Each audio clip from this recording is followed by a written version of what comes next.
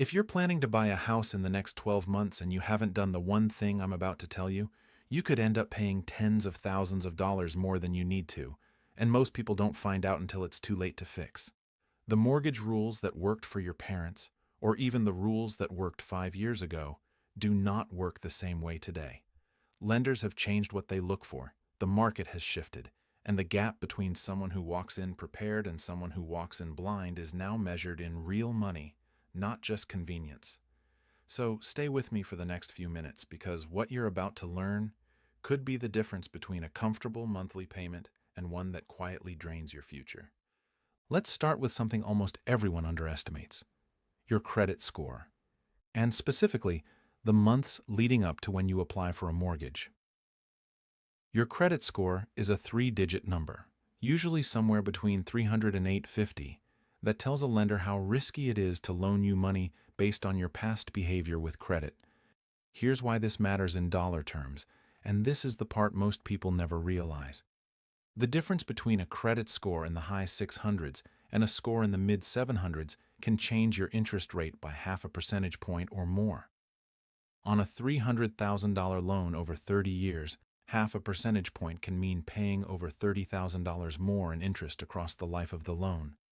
That's not a rounding error. That's a car. That's years of retirement contributions, gone because of a number you could have improved with a few months of effort.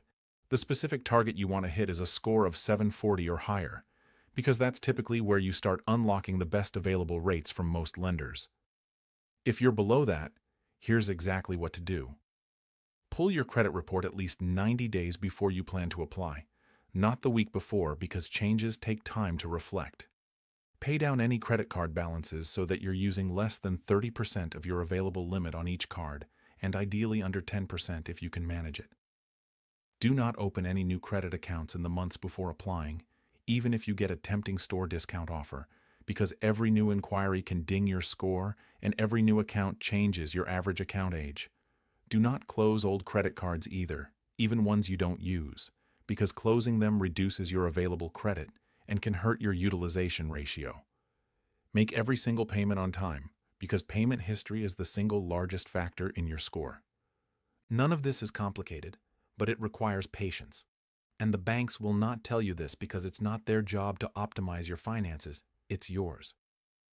Every point you add to that score is potentially hundreds or thousands of dollars staying in your pocket instead of going to interest. Now here's a concept that the most financially savvy buyers are doing right now that a surprising number of people skip entirely, and it costs them dearly when they do. It's called rate shopping, or comparing multiple lenders before committing to one. In plain terms, this just means getting loan estimates from more than one lender instead of accepting the first offer you get from your bank or the lender your real estate agent recommends. Here's why this matters in dollar terms. Research from housing finance studies has consistently shown that borrowers who get quotes from 5 or more lenders save on average between $1,000 and $3,000 over the life of their loan compared to those who only get one quote, and in some cases the savings climb much higher depending on the rate spread between lenders. Lenders price loans differently based on their own internal targets, their current volume, and how badly they want your specific type of loan that month, which means the same borrower with the same credit score and the same down payment can get meaningfully different offers from different lenders on the same day. The specific target here is simple: get at least 3, ideally 5, official loan estimates within the same 2-week window, because credit bureaus typically treat multiple mortgage inquiries within a short window as a single inquiry for scoring purposes, so you're not punished for shopping around. The action steps are straightforward. Apply with a mix of lender types: a national digital lender, a regional community credit union, and a traditional bank, because each tends to have different pricing strategies and different fee structures. Compare not just the interest rate but the annual percentage rate, because the APR includes fees and gives you a more honest comparison of true cost. Once you have your estimates, you can also use them as leverage. Many lenders will adjust their offer if you show them a competing estimate, because they would rather match a rate than lose the loan entirely. This single habit of comparing lenders costs you nothing but a little time, and it is one of the most reliable ways to keep thousands of dollars that would otherwise quietly disappear into someone else's profit margin. Let's talk about loan-to-value ratio, because this number directly controls both whether you get approved and what extra costs get added to your monthly payment. Loan-to-value ratio, often shortened to LTV, is simply the size of your loan divided by the appraised value of the home, expressed as a percentage. If you're buying a $400,000 home and putting down $40,000, your loan is $360,000, which means your LTV is 90%. Here's why this number matters so much in dollar terms. Once your LTV climbs above 80%, meaning you've put down less than 20%, most conventional lenders will require you to pay private mortgage insurance, often called PMI, which typically costs between 0.5 and 1.5% of your loan amount annually. On a $360,000 loan, that could mean paying somewhere between $1,800 and $5,400 a year, every year, until your LTV drops back below 80% through payments or appreciation. That's money that protects the lender, not you, and it adds no equity to your home. The specific target you want to aim for is an LTV at or below 80%, which generally means a down payment of 20% or more because that's the threshold where PMI typically disappears and your rate options often improve as well. If 20% feels out of reach, here's exactly what to do instead. Start a dedicated high-yield savings account specifically for your down payment, separate from your everyday spending account, because separating the money reduces the temptation to dip into it. Automate a transfer the day after each paycheck hits, even if it's a modest amount, because consistency beats intensity when you're building toward a large number. Look into down payment assistance programs offered at the state and local level, because many regions offer grants or low-interest second loans specifically to help reduce your effective LTV without requiring you to save the entire 20% yourself. And if you do end up paying PMI temporarily, request a reappraisal once you believe your LTV has dropped below 80% through payments or market appreciation, because many lenders will remove PMI once you can prove it, and that single phone call can save you thousands over the following years. This is exactly the kind of decision that separates people who build wealth steadily from people who unknowingly bleed money every single month without realizing it.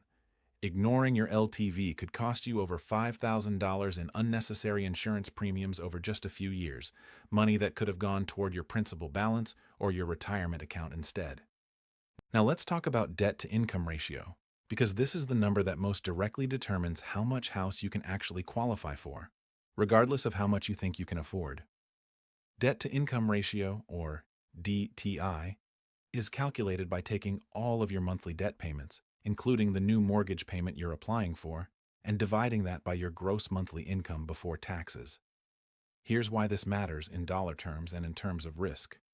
Most conventional lenders want your total DTI to stay at or below 43%, though many of the most competitive loan programs prefer to see something closer to 36% or lower. If your DTI creeps above that threshold, you don't just get a worse rate.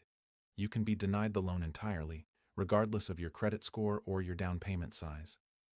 The specific target to aim for is a DTI at or below 36% if you want access to the widest range of loan products and the most competitive pricing, with 43% as the hard ceiling for many conventional programs. Here's exactly what to do to hit that target. Calculate your current DTI before you even start house hunting, by adding up every monthly debt obligation, car payments, student loans, minimum credit card payments, personal loans, and any other recurring debt, then dividing by your gross monthly income. If you're above 36%, focus on paying down the debts with the smallest balances first, because eliminating an entire monthly payment, even a small one, has a bigger impact on your DTI than making partial payments across several debts. Avoid taking on any new debt in the months before applying, including financing a car or furniture, because lenders will recalculate your DTI right before closing, and a new debt obligation can derail an approval that was already in progress. If your income includes bonuses or freelance work, document it thoroughly for at least 2 years, because lenders often need that history to count variable income toward your DTI calculation. And without documentation, that income essentially doesn't exist on paper, even if it's real money in your bank account every month. Getting your DTI under control isn't just about qualifying. It directly shapes how much breathing room you have in your monthly budget for years to come, which is the actual definition of financial stability. Let's shift to something most people don't think about when they think about mortgages, which is how much technology has changed the lending process itself and how you can use that to your advantage. A growing number of lenders now use automated underwriting systems that can analyze your financial profile and return a preliminary decision in minutes instead of the weeks it used to take. Here's why this matters in dollar terms. Faster underwriting often means you can lock in a favorable rate before market conditions shift, and in a market where rates can move meaningfully within a single week, that speed advantage can be worth a noticeable chunk of your monthly payment over the life of the loan. The specific thing to look for is a lender that offers a fully digital pre-approval process with real-time document verification, meaning you can upload your bank statements, pay stubs, and tax documents directly through a secure portal and get a verified pre-approval rather than just a soft estimate based on what you typed into a form. The action steps here are simple but often overlooked. Before you start house hunting, get a verified pre-approval, not just a pre-qualification, because a verified pre-approval carries far more weight with sellers and can make your offer more competitive in a multiple offer situation, sometimes even more competitive than a higher offer from a buyer with only a basic pre-qualification letter. Use rate lock features that many modern lenders now offer through their apps, which let you lock in a rate for a set window, often between 30 and 60 days, while you finish house hunting, protecting you from rate increases during your search.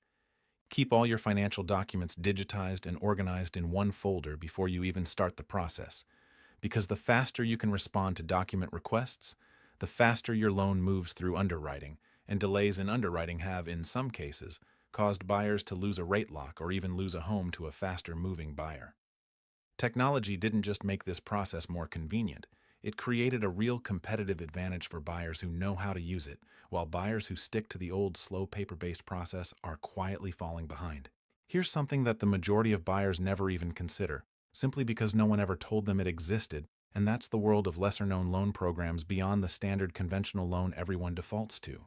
Most people assume their only options are a conventional loan or, if they're a veteran or buying in a rural area, one of the well-known government-backed programs.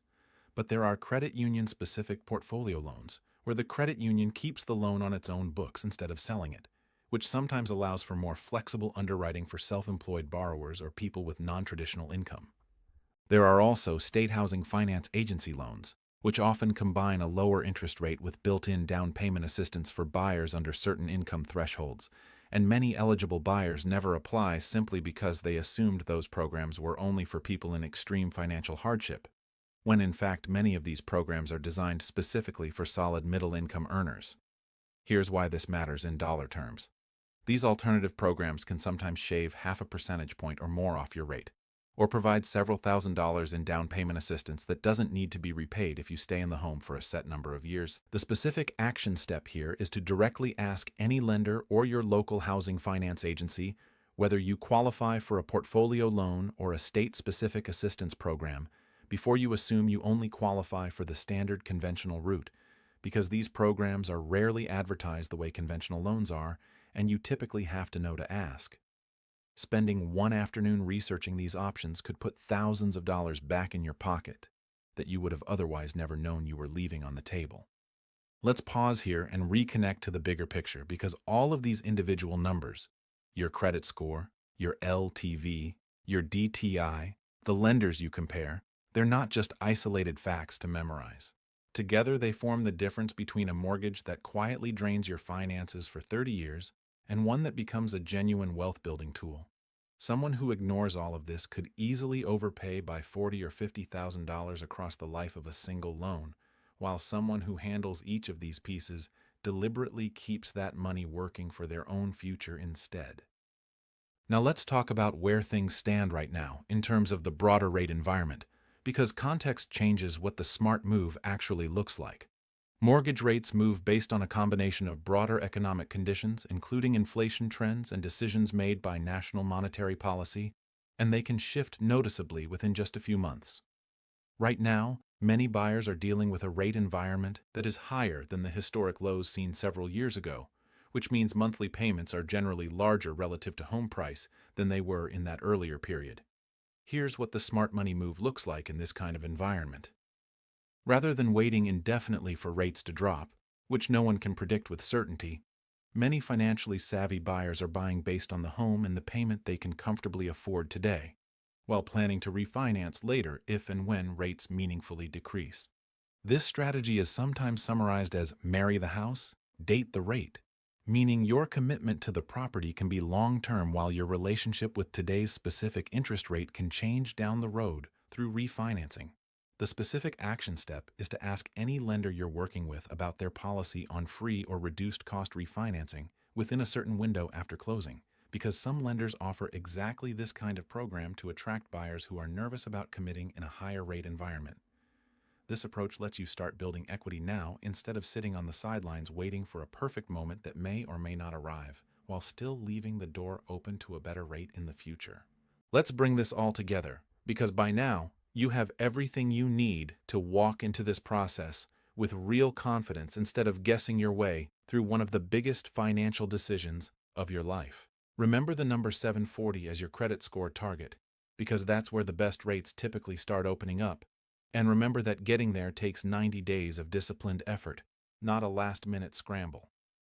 Remember to gather at least 3, ideally 5, loan estimates within the same 2-week window, because that habit alone has been shown to save typical borrowers between $1,000 and $3,000 or more over the life of their loan. Remember 80% as your loan-to-value target, because staying at or below that threshold helps you avoid private mortgage insurance that can cost thousands of dollars a year for money that builds you no equity.